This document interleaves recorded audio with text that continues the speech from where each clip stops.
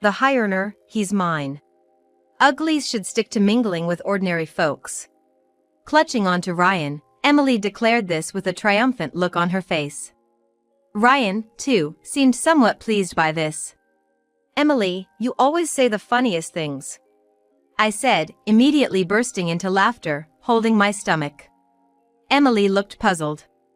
What's the matter? Upset because I stole him? Well, snagging a director is quite a catch, isn't it? Poor you, how pathetic. Emily had been smug until then, but my next words made her face stiffen. I'm the director, you know? I am Samantha Adams. This year, I turned 55. My family consists of my elderly mother and my younger sister, Emily. Emily, my sister, has quite a troublesome personality. That's because she finds joy in harassing me. Since middle school, Emily started to see me as an enemy. The reason was that we were often compared in terms of our test scores. Emily, who did poorly in her grades, was often scolded by our parents. Because of this, Emily started to resent me. Emily would ostentatiously date the guys I liked. As a result, I could never have a boyfriend. Emily had a signature phrase. Oops, I did it again. I stole another guy you liked. Sorry, sis? She would always say this with a triumphant smile on her face. The guy I liked in middle school was someone I was quite serious about. So, when Emily took him away, I was so frustrated that I cried all night. I wish I could have done something, but I couldn't compete with the cute and cunning Emily. So, I had no choice but to cry myself to sleep. After such incidents repeated several times, I gradually gave up on the situation. Even if I liked someone, Emily would just steal him away. I thought it was better to focus on my studies rather than fall for someone. I had a dream of becoming a doctor. I wanted to help others with medical care, like I was once helped during a hospital stay. I wanted to make someone smile through medical care. That became my goal. So, I worked even harder on my studies. Emily would mock me, nerd, throwing away your youth.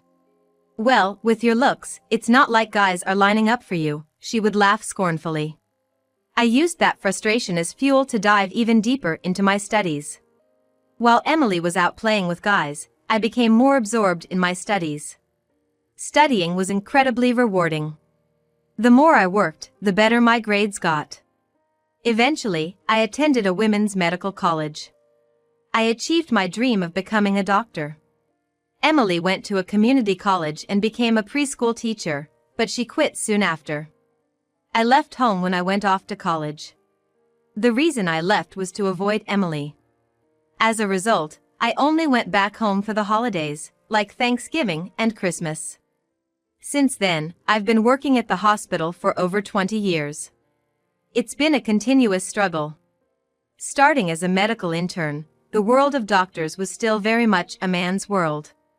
My male colleagues seemed to be favored by the department heads and directors. It appeared that women were expected to quit after getting married, so I felt the training I received wasn't as intensive as my male peers. But I couldn't afford to lose. So, I devoted myself to work without getting involved in any romantic relationships with men. As a result, I began to be recognized by my peers and have reached my current position.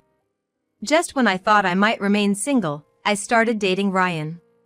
Ryan was a colleague from my cohort, but we hadn't had much interaction before.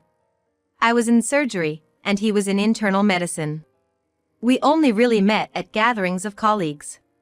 So, initially, I never imagined it would lead to romance. The reason I ended up dating Ryan was purely by chance. We ran into each other at a restaurant we both happened to visit on our day off. We shared a table and got to talking. Conversations with Ryan were enjoyable. Being doctors, we had a lot in common and never ran out of things to talk about. I knew Ryan was divorced, apparently because his ex-wife had cheated on him. Well, that couldn't be helped. I found myself wanting to spend more and more time with the enjoyable Ryan. He felt the same and asked me out. I was thrilled and immediately said yes. We went on many dates, trying to match our busy schedules for meals together. It was hectic but fun. Then, about 6 months into our relationship, it happened. "I want you to marry me," Ryan suddenly proposed. I was already over 50 and had given up on marriage. But Ryan's proposal gave me a glimmer of hope. Before I knew it, I was saying, yes, I'd love to Ryan. I called my mom to tell her the news, and we planned to visit home with Ryan to formally introduce him. "I can still find happiness as a woman," I muttered to myself. I was blissfully unaware of what was to come. The day came to introduce Ryan to my family. We headed to my parents' house together. It was the first time I'd been back since New Year's. Feeling a bit odd, I said, "I'm home," and opened the front door. "Welcome back." My aged mother greeted us. My father had passed away 5 years ago from illness, so now only my mother and Emily lived there. Emily had been married but recently got divorced and returned home. So, the chances were high that she'd be there. I prayed she wouldn't be. In the past, Emily had stolen several men I liked. I didn't want Ryan and Emily to meet. But my prayers were in vain as I heard, "Big sis, long time no see." There sat Emily, confidently in the living room. I stood there, dumbfounded, as Emily looked at me with a gleeful smile. "Big sis, you're finally getting married, right? It's great you found someone with such unique taste. I waited here just to see this precious fiancé of yours." After saying that, Emily looked at Ryan. "Nice to meet you. I'm Emily, her sister. We're gonna be family, so let's get along," Emily said, flashing a smile at Ryan. "She's cute." I didn't miss Ryan muttering that under his breath. Emily looks much younger than her age, being only 2 years younger than me. She's a natural beauty, resembling our mother. Which probably explains her success with men when she was younger. In contrast, I resemble our late father, with a more modest appearance.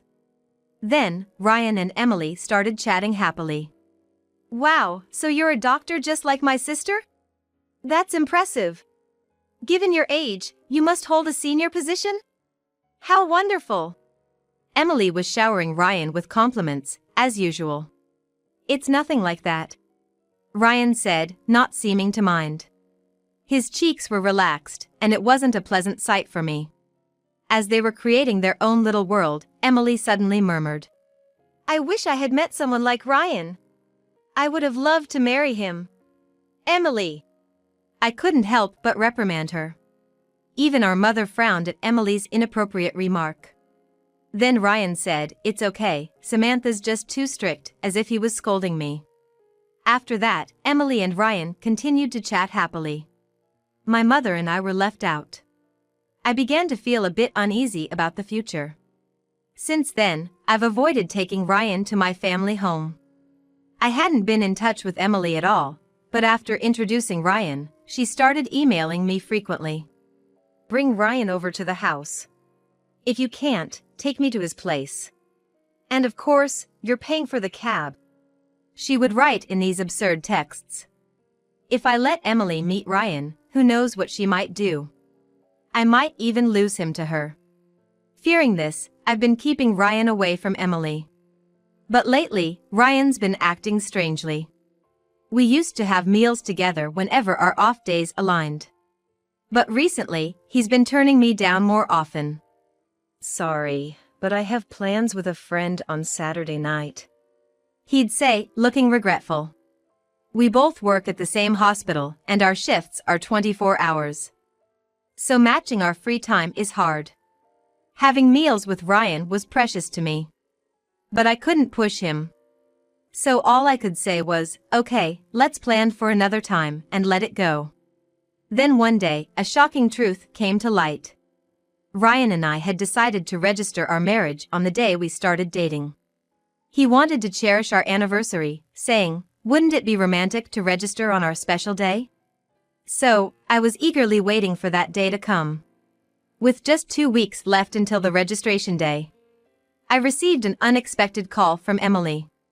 I was at the hospital, and she said, "I'm at a cafe near your hospital right now. Can you come over?" I didn't have any surgeries scheduled that day. And since Emily didn't want to talk over the phone, I reluctantly headed to the cafe she mentioned. When I arrived, a bad feeling washed over me. To my dismay, Emily and Ryan were sitting together, chatting and laughing. Why are Ryan and Emily together? I couldn't help but feel uneasy. When Emily saw me, she yelled, "Big sis, come over here quick," and gestured loudly. Until then, Ryan had been smiling, but he looked somewhat uneasy upon seeing me. What's this all about? I asked bluntly as I took a seat, directing my question at Emily. Then, Emily began to speak with apparent joy. Actually, I married Ryan yesterday. We filed the marriage registration. So now, Ryan's mine. Could you break it off with him, please? What? What are you talking about? I turned to Ryan in disbelief. It made no sense that Emily and Ryan were married, especially since I had been careful to keep them from meeting. My mind was nearly in a panic. Then, Ryan began to explain hesitantly. Emily came to our hospital and gave me her contact info. We started talking from there. Apparently, the reason he had been declining my invitations was because he had been seeing Emily.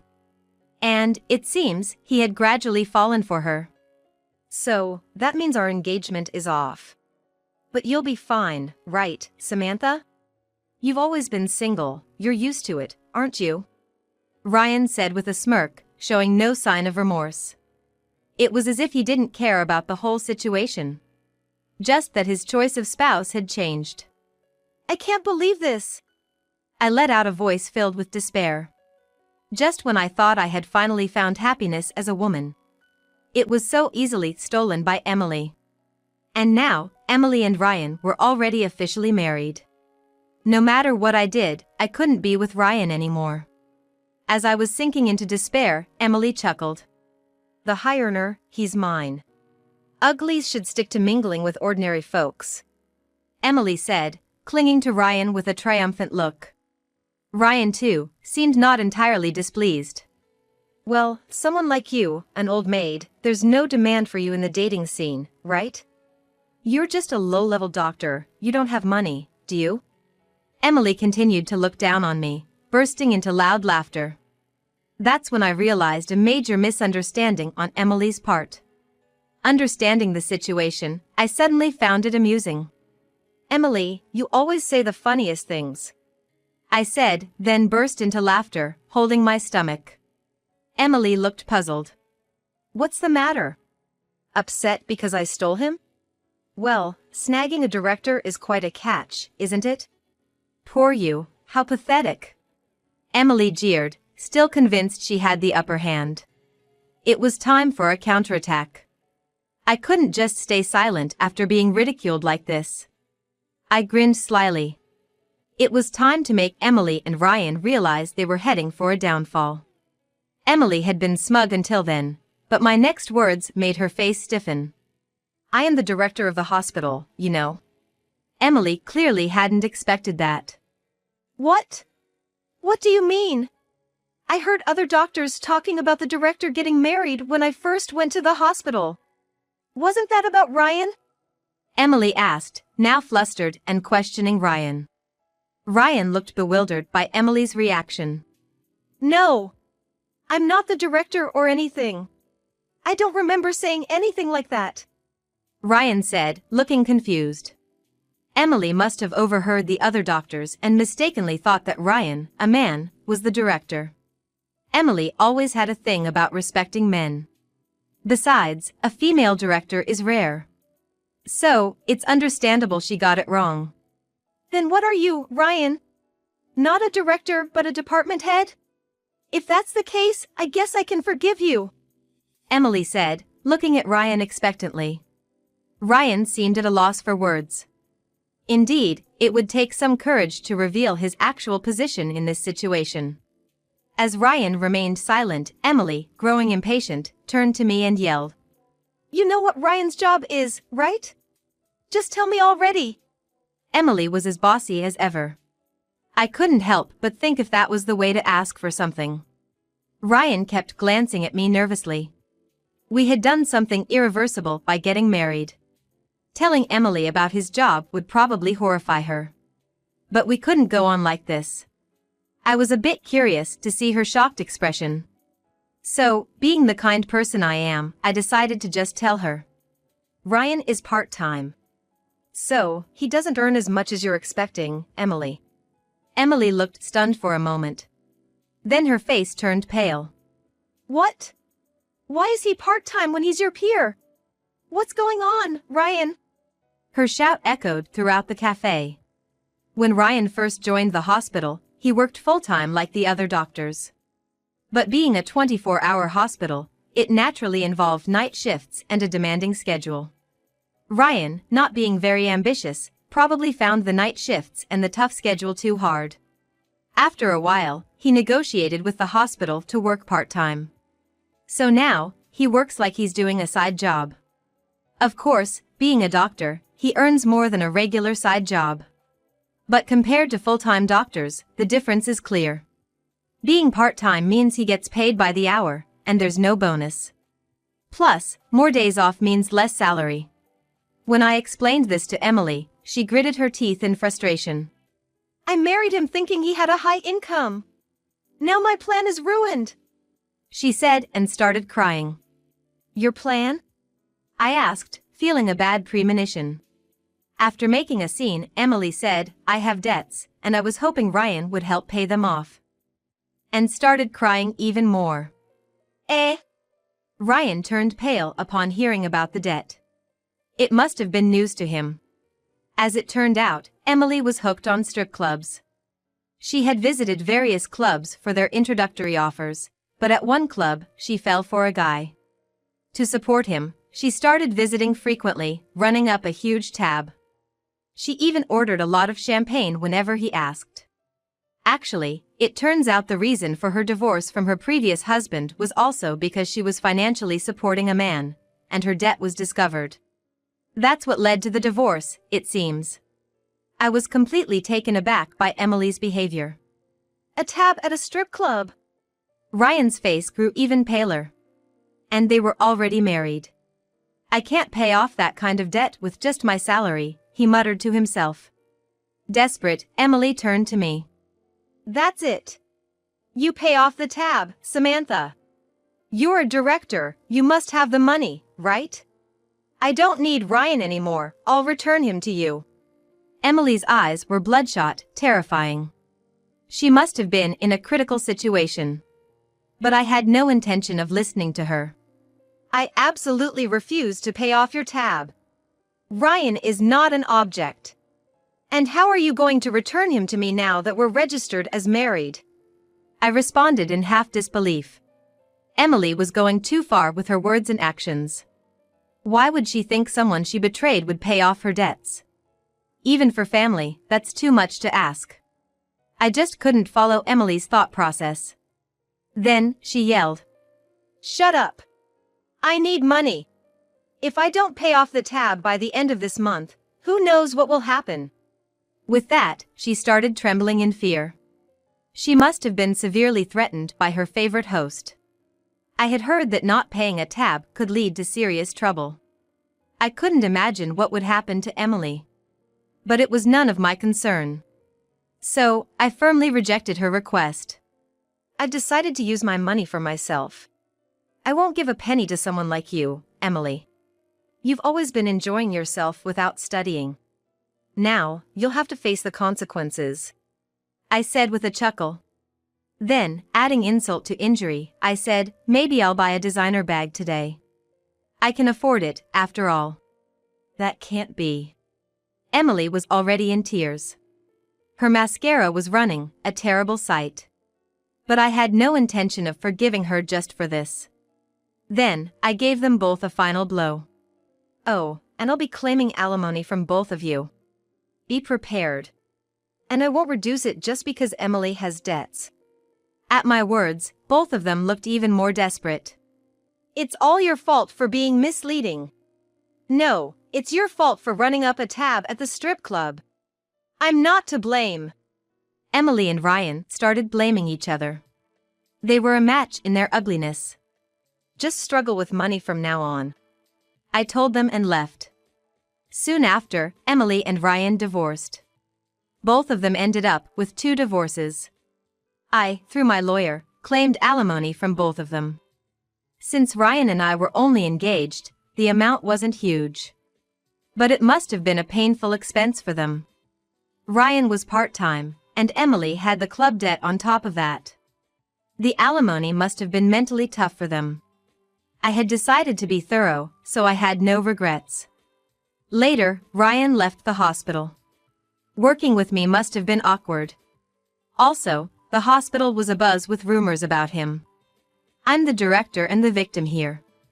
So the rumors didn't bother me. But for Ryan, it was different. He was the perpetrator and the one deceived by Emily. It must have been uncomfortable for him. Ryan might plan to work at another hospital, but it won't be easy. He's in his 50s, and starting over at a new hospital means working under younger doctors. Our hospital, even as a part-timer, had treated him somewhat preferentially due to his tenure. But it won't be the same at his new job. Ryan will likely struggle at his new hospital. As for Emily, her ending was tragic.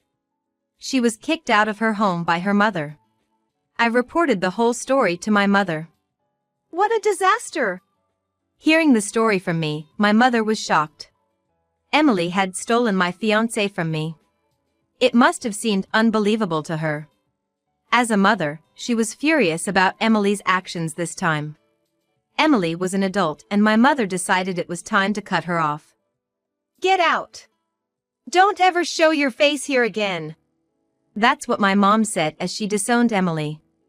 Emily begged her repeatedly. "I don't have any money. If I'm thrown out of here, I'm done for." She clung on, but ultimately, she gave up and left. For Emily, this meant her debts were piling up. The alimony and the club tabs were weighing heavily on her. Especially the host club tab, which was so high it should have been impossible to pay off under normal circumstances. It's unclear how her debt got so big. Even Emily was shocked when she heard the total from the host. And since her divorce, I've heard that Emily hasn't worked at all. She had always been a housewife during her marriage. With no job experience, Emily faced a harsh reality trying to find work now. It seems she couldn't find a job at all. So, eventually, Emily ended up in the nightlife industry. But at 48, she couldn't compete with the younger girls. Emily surely has a lot of hardship ahead of her to pay off her debts. It's all her own doing. Emily approached me several times for money, but I ignored her. What Emily lost was significant. From now on, her life will be a continual loss. She deserves it, and I have no sympathy. As for me, I'm still running the hospital. The only recent change is that I started keeping a cat. Just when I thought I was finally going to get married, this whole mess happened. Honestly, I'm done with love. So, I decided to find a different kind of happiness. That happiness is with my cat, Mo. A cat won't betray me. Nor will it cheat on me with someone else. After being tossed around by Ryan and Emily, I was pretty drained. Mo has been healing my weary heart. Though a cat, Mo isn't capricious. And always stays by my side. I want to take good care of Mo. "Mo, I bought you a toy you might like today," I said, and Mo happily came closer. These simple everyday moments are incredibly joyful. Having found new happiness, I'm feeling fulfilled. I plan to live the rest of my life supporting each other with Mo. That's what I'm thinking.